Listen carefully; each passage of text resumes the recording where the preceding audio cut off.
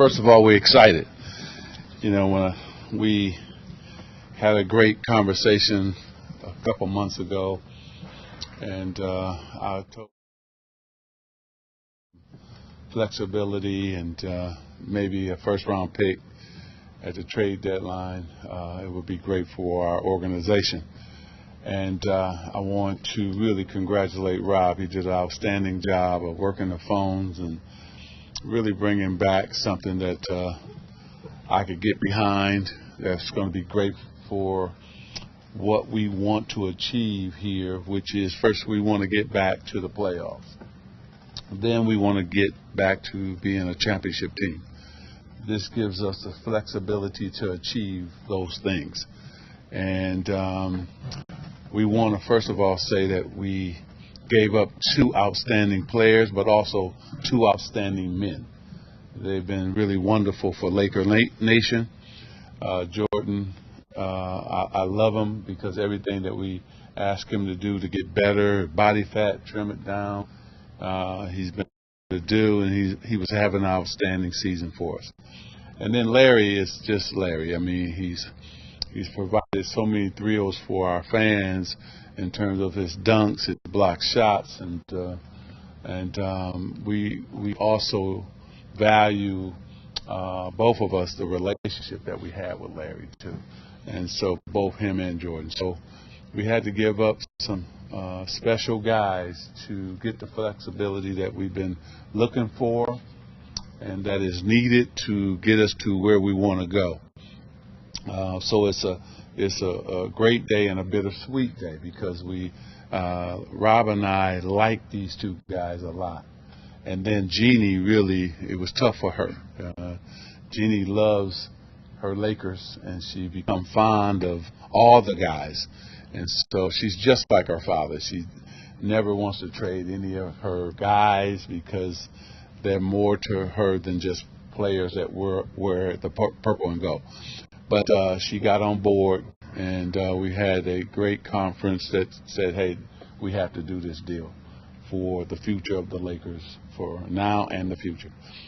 So I'll let Rob say a few words, and then we'll answer questions. But this is what I came here to do, was to create flexibility for our organization so that one day we can have a superstar or 2 come to this organization with our incredible young talent that we have, that we will continue to grow.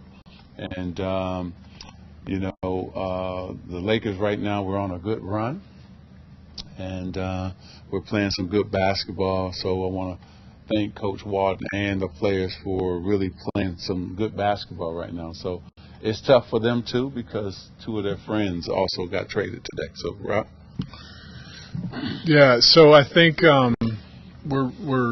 this is a bittersweet moment for us. But overall, if you look at the pathway to the great teams and success in the NBA, most of the time it's through a road where a team has great flexibility and draft assets to seize opportunities to get the elite players in the game. And I think we probably more than any organization in the NBA right now have the healthiest salary structure, the healthiest flexibility. We replenished the fact that a draft pick for 2018 had gone out as part of the Steve Nash deal from a few years back. Now we replenished that first-round pick with this deal. We created more flexibility. And lastly, we added 2 shooters to our lineup, which is something that Magic really wanted to see. Fry is an outstanding shooter. Isaiah Thomas, of course, has shown the ability to make big shots and threes. So this trade kind of hit on all fronts. Yeah. It gave us great flexibility. It gave us our draft pick back, and it addressed a need that our team has right now, which is making 3-point shots. The bittersweet part, of course, is that, as Magic said, Larry Nance, we love everything about him, who he is as a person and a player. Jordan Clarkson has been amazing. He's grown up here. But sometimes when you're like this building that we're in right now, there's stages of it, of the construction to get and build something beautiful. sometimes you have to tear down a corner or you have to redo the kitchen, in the remodel on the house, and that can be hard when you're doing it. But the end product is something that's great, just like this training center that we're in. It took years to build. This was an essential step for us to get a playoff team and a championship caliber team back to the Lakers, which is the sole goal that Irvin and I have working together. We're excited, too, that there's a heart element to this. Larry Nance gets to go home and play for his hometown of Cleveland. Mm-hmm. So when I talked to his agent today, I just said, hey, sometimes trades are win-win, and we're excited for him there. And Jordan Clarkson hasn't had a chance to be on a playoff team, so this gives him a chance to do that.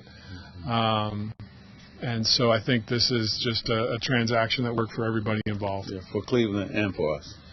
Irvin, knowing how you were as a player and how close you were to your players, how difficult was this move when you consider your relationship as a player as opposed to now your personal obligations as a position you have here with the team? Well, Jim's hard because, I became really fond of Jordan, and Larry.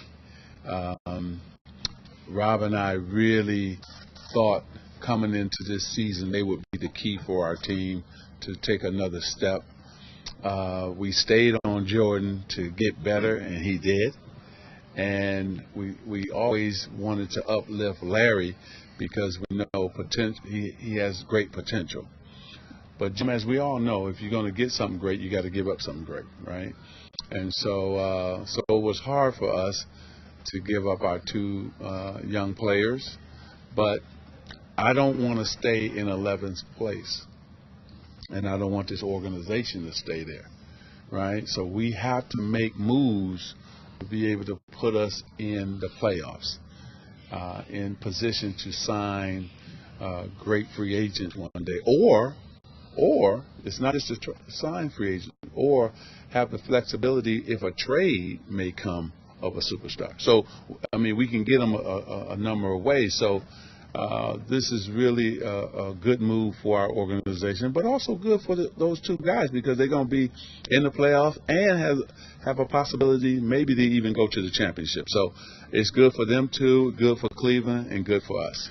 So just to fill in some of the nuances on the trade, Jim, you raise a good question, is that right now the NBA landscape, as we all know, there's very little cap room. Yep. And the teams that have it are going to be able to use it in a great way. There's multiple ways you can use it. You can use it to keep some of your own players, and that's something we'll evaluate with Julius Randle, who's playing outstanding. KCP, Brook Lopez, will certainly continue to evaluate those free agents. Now Isaiah Thomas and Channing Frye and the other guys that will be free agents here.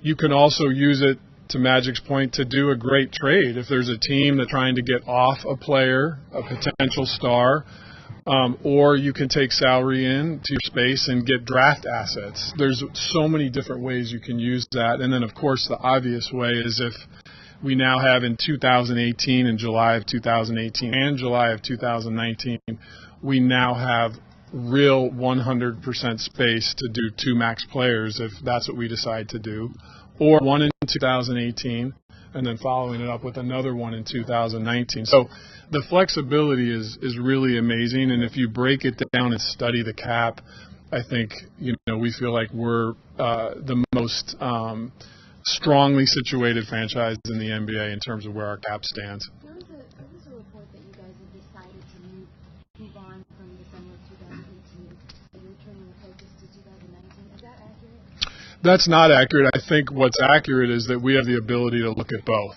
And so we'll, in addition to all the other things I said, it's not either 2019 or 2018.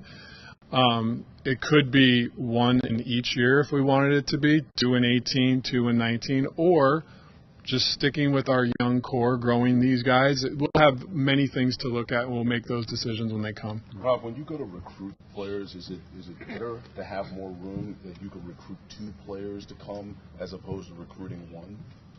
Well, I think too, it's just what we need is the flexibility. And so I think that it's not one thing or another. It's an opportunity for us to make sure that we have the flexibility that we can recruit. Because when you go out, you may target one or two, but you may say, hey, there may be some smaller guys too. So it's not just two guys, it might be four guys. So go ahead, Rod. But that's what we're looking for, just the flexibility. And the NBA is full of surprises, and I think if you look at teams that are doing really well right now, if you look at the Boston Celtics in the East, they had flexibility to take advantage of a very unique situation that happened in the offseason. We can't talk about specific players' names, but they were they were in a position to take advantage of an unexpected, unique opportunity that has led them to be an elite team. We now are in that position as the Lakers. We weren't before the deal we made, and those opportunities will come. We know that. This is the platform that players want to be on in Los Angeles, and now we're poised to wait for those opportunities to come and seize the right one for the franchise.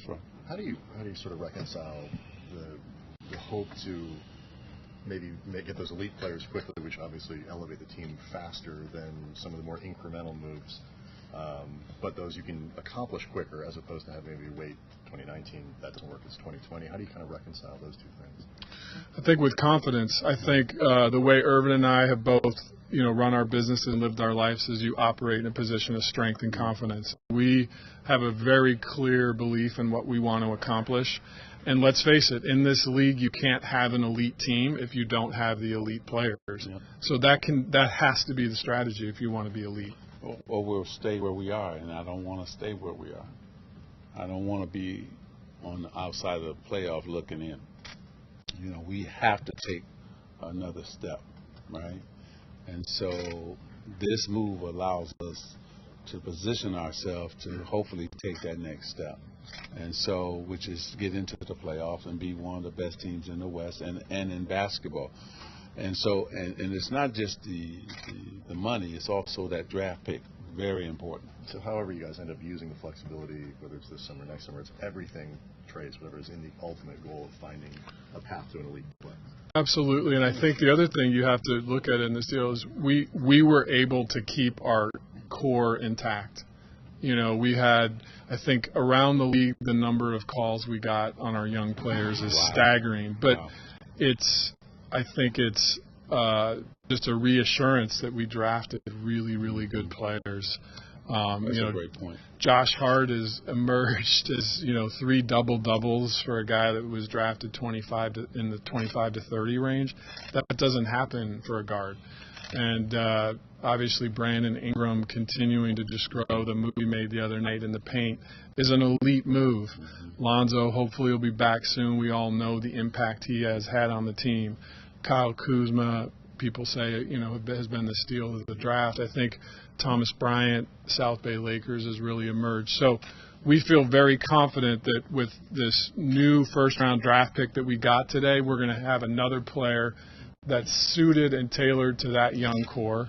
And then when the right elite player or players comes along, we'll seize that and add them to our young core. Is Isaiah definitely playing here, or is there been any talk about potential buyout with him? Isaiah's playing here. We can't wait to get him here. He's so excited. Magic, you can tell him. We talked to him today. Yeah, we talked to him. He's so excited. He said his father born and raised in Inglewood, so he's really excited. And also, too, right now Zoe's hurt. We need a point guard. And so especially with that type of experience and the fact that he can score the basketball and pass it. So we want to get him in here fast, and we told him that. And because he's day to day, Zoe is, we don't know when he's coming back. And so we need somebody to come in there and lead our troops. Brandon's been doing a fabulous job, but we got to get another guy in here. That's why IT was important for us to make this move. And also a veteran that can also help Lonzo. Hey, this is what you need to look for when you're playing against this guy. Also, this is what I've been doing in terms of my regimen on how I worked out. All those things. We didn't have anybody to teach Lonzo anything, and hopefully IT can come in and do that. Did you guys have any substantive conversations that would have gotten you off of the Dane contract? We wish. No, that didn't happen. Thanks, though. You want to make a move for us? No, I think we want to say this about Luo. Him and his agent, Rob has been working very well with them to try to get him to a place where he can be happy. But there's not been a trade for him. And he understands that, and he knows that. And I think it's important to add this. I mean, Luol has been an unbelievable professional and has stayed very positive. Exactly. He understands the situation, and at some point we'll figure out a way to resolve that. That's a win for him and for us. But this trade deadline wasn't the win for that to happen. We didn't have what you may have heard in other locker rooms that's been problems. We haven't had that here. And so, that's, I want to really say thank you to Luol, because he could have been another way, right?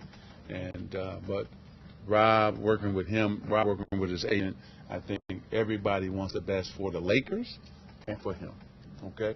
And if that can happen, if it could have happened before the trade deadline, we would have did that. But we'll see what happens in the summer. Imagine, what's your confidence that you will be able to lure two elite players, whether it is next summer or combined? Wouldn't have made the move if I wasn't confident. Still the same. I wouldn't have made the move. I mean, we have got to take the next step. And I like our core. I love the way Julius is playing right now. This is the best I've ever seen him play. And we want to see him continue to do that. But also, like Rob already explained, the other guys have been playing great. But again, we're still on the outside looking in. No matter how good we've been playing, we're not in the playoff. We're not one of the top 8 teams in the West, and that's just the bottom line.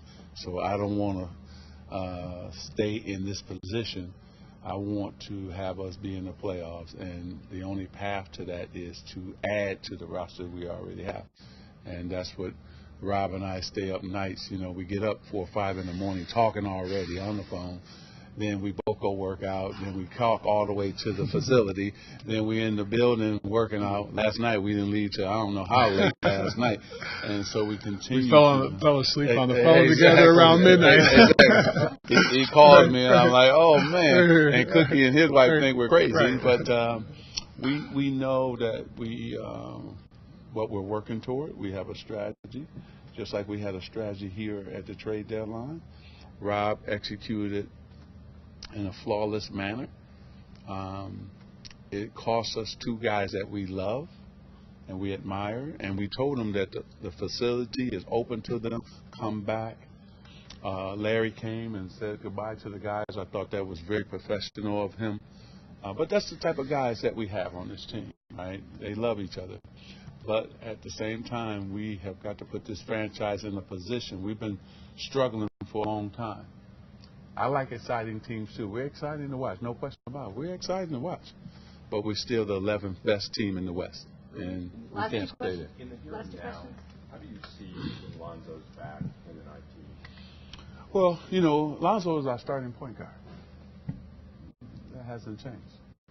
And so he's a young man that gives us so many different options and what he could do. But we also value what Isaac could bring to this team. I think he can give us some of that scoring punch that left with Jordan. And that's what we're looking for. That's what we talked about. I think the other thing you have to realize about Isaiah Thomas and Lonzo Ball is they can play together. Yeah. Lonzo's 6'7", long arms, is one of the elite point guard defenders in the league, so he can guard 1s, 2s, 3s, and I think there's going to be points in the game where they have heavy minutes playing together. Mm-hmm. Isaiah's probably more of a natural scorer. He was second in the league in scoring last year, or top, so that's his bread and butter is to score. So those guys can play together. If anyone that's painting it as an either or just doesn't really understand the game. And it's not about starting, it's about how many minutes you get, right? And so he's going to get a lot of minutes. because that's what we brought him here for. Do you guys, Given the success of the scouting department and what you guys have done in the draft, was there any extra motivation of trying to get back into the first round? Of course. I mean, again, we, between the scouting department led by Jesse Buss and then what Rob and I saw with our own eyes, we got the numbers, but the numbers don't tell the whole story. It's also, you got to see him play. You got to talk to him. So Jesse and his group did an outstanding job on every player, and then also even Larry and Jordan Clarkston. I mean, on and on. Julius Randle, even before we got here, and so. But also too, we want to see him, talk to him, and that's why we came together and made all the moves that we made. So yes, we wanted to get back into the first round, but also too, we may not use it. We may do something with it. So it gives us so many different options, right? So that's what it's all about. You guys expect It got three people talking at the same time. You guys expect Tanya, where's Tanya? Yes, and still surprised. Thank you. Thank you, everyone. There it is. Continue.